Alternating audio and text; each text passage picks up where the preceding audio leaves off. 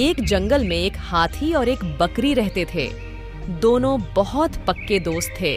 दोनों साथ में मिलकर हर दिन खाने की तलाश करते और साथ में ही खाते थे।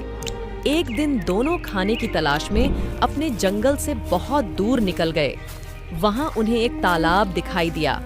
उसी तालाब के किनारे एक संतरे का पेड़ था। संतरे का पेड़ देखकर हाथी और बकरी बहुत खुश हुए। वह दोनों संतरे के पेड़ के पास गए। फिर हाथी ने अपनी सूंड से संतरे के पेड़ को जोर से हिलाया और जमीन पर ढेर सारे पके हुए संतरे गिरने लगे।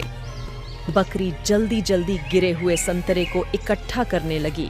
संयोगवश उसी संतरे के पेड़ पर एक चिड़िया का घोंसला भी था, जिसमें चिड़िया का एक बच्चा सो रहा था और चिड़िया माँ दाने की खोज में कहीं गई हुई थी।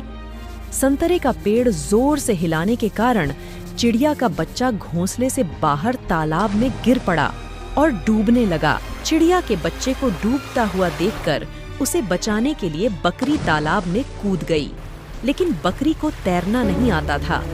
इस वजह से वह भी तालाब में डूबने लगी। बकरी को डूबता हुआ देखकर हाथी तालाब के पास आया और उसने चिड़िया के बच्चे और बकरी दोनों को डूबने से बचा लिया। इतने में चिड़िया माँ भी वहां पर उड़ते उड़ते पहुंच गई और वह अपने बच्चे को सही सलामत देखकर बहुत खुश हुई। उसने हाथी और बकरी से कहा, आप दोनों का बहुत बहुत शुक्रिया। क्यों ना आप भी हमारे साथ इस तालाब के पेड़ के पास रहिए। तब से हाथी और बकरी भी चिड़िया के साथ उस संतरे के पेड़ के नीचे रहने लगे। कुछ ही दिनों में चिड़िया का बच्चा बड़ा हो गया। चिड़िया अपने बच्चे के साथ जंगल में घूमकर आती थी और हाथी और बकरी को जंगल में किस पेड़ पर फल लगे हैं इसकी जानकारी देती थी। इस तरह हाथी, बकरी और चिड़िया मजे में रहते और खाते पीते थे।